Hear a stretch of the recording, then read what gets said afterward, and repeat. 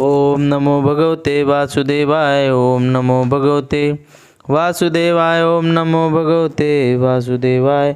ओम नमो भगवते वासुदेवाय। श्री कृष्ण गोविंद हरे मुरारे, हे नाथ नारायण वासुदेवा। श्री कृष्ण गोविंद हरे मुरारे, हे नाथ नारायण वासुदेवा। हे नाथ नारायण वासुदेवा, हे नाथ नारायण वासुदेवा। श्री कृष्ण गोविंद हरे मुरारे, हे नाथ नारायण वासुदेवा। बोलो कृष्ण भगवान की जय। श्रीमद्भागवत गीता प्रथम स्कंद चौथा अध्याय। महर्षि व्यास का असंतोष। व्यास जी कहते हैं कि उस दीर्घकालीन शस्त्र में सम्मिलित हुए मुनियों ने विद्या आयुर्वेद कुलपति ऋग्वेदी शौनकादि जी ने जो है सूत जी की पूर्वक बात को सुन करके उनकी प्रशंसा किया और उनसे कहा। शौनक जी बोले कि सूत जी, आप सभी वक्ताओं में श्रेष्ठ हैं तथा बड़े भाग्यशाली हैं। जो कथा भगवान सुखदेव जी ने कही थी वही कथा जो है आपने, भगवान पुण्यमयी कथा कृपा करके आप हमें सुनाइए। वो कथा किस युग में, किस स्थान पर और किस कारण से हुई थी। मुनिवर श्री कृष्ण जो है दैपायन ने किस प्रेरणा से यह परमहंसों की संहिता का निर्माण किया था। उनके पुत्र सुखदेव जी ने बड़े योगी समदर्शी भेदभाव रहित संसार निद्रा से जगे हुए थे। निरंतर एकात्मात्र परमात्मा में ही स्थित रहते थे। वह छिपे रहने के कारण मूढ़ से प्रतीत होते हैं। व्यास जी जब सन्यास के बारे में वन की ओर जाते हुए अपने पुत्र का पीछा कर रहे थे, उस समय जल में स्नान करने वाली स्त्रियां नंगे सुखदेव जी को देख करके तो वस्त्र धारण नहीं किया, परंतु वस्त्र पहने हुए व्यास जी को देख करके लज्जा से कपड़े पहन लिए थे। इस आश्चर्य को देख करके जब व्यास जी ने उन स्त्रियों से इसका कारण पूछा, तब उन्होंने उत्तर दिया कि आपकी दृष्टि में तो अभी स्त्री पुरुष का भेदभाव बना हुआ है, परंतु आपके पुत्र की शुद्ध दृष्टि में ये भेदभाव है ही नहीं। कुरजांगल देश में जा करके पहुँच करके हस्तिनापुर में वह पागल, गूंगे और जड़ के समान विचरते होंगे।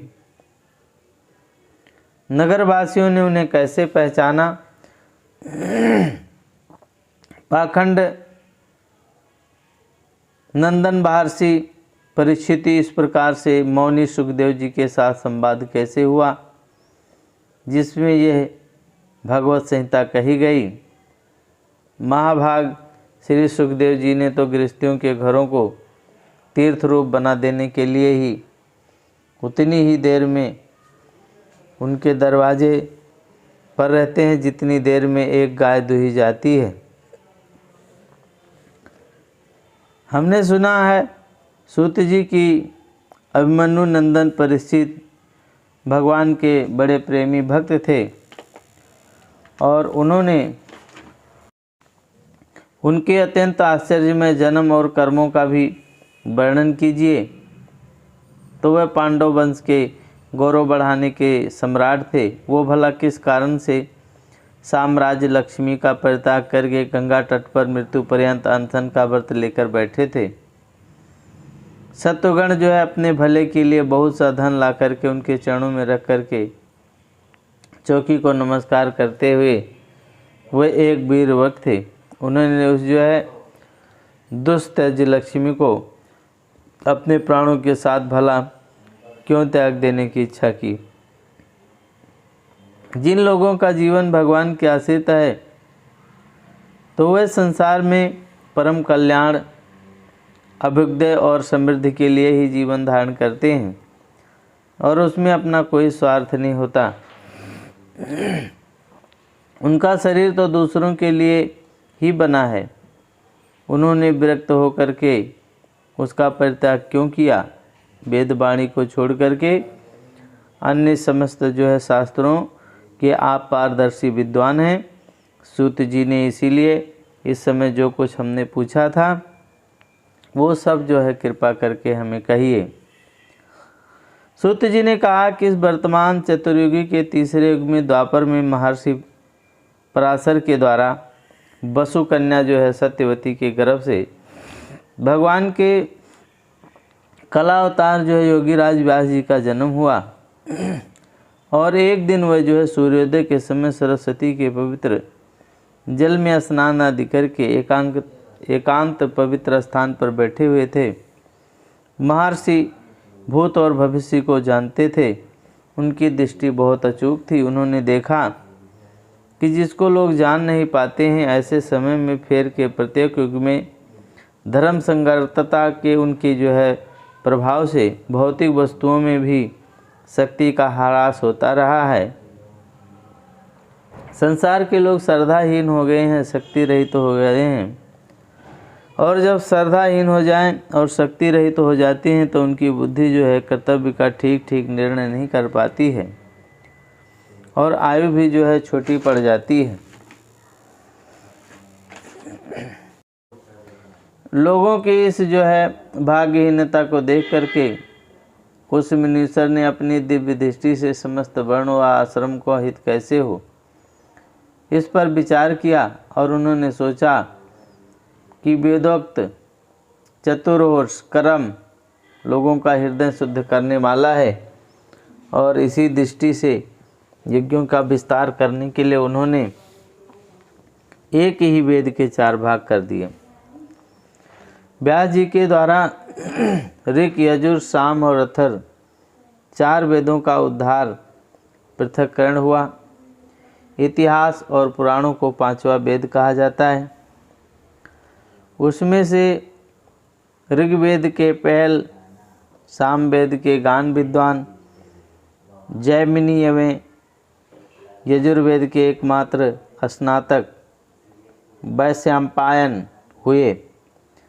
अथर्ववेद में प्रवीण हुए दरुण नंदन सुमंत मुनि। इतिहास और पुराण के स्नातक मेरे पिता रोमहर्षण थे। इन पहले के ऋषियों ने अपनी अपनी शाखा को और भी अनेक भागों में विभक्त किया। इस प्रकार शिष्य पर शिष्य और उनके शिष्यों के द्वारा वेदों की बहुत सी शाखाएं बन गईं। कम समझ वाले पुरुषों पर कृपा करके भगवान वेदव्यास ने इसलिए ऐसा विभाग कर दिया कि जिन लोगों की स्मरण शक्ति नहीं है या कम है वह भी वेदों को धारण कर सकें। स्त्री, शूद्र और पतित द्विजात तीनों ही वेद श्रवण के अधिकारी नहीं हैं। इसीलिए वह कल्याणकारी शास्त्रोक्त कर्मों के आचरण में भूल कर बैठते हैं।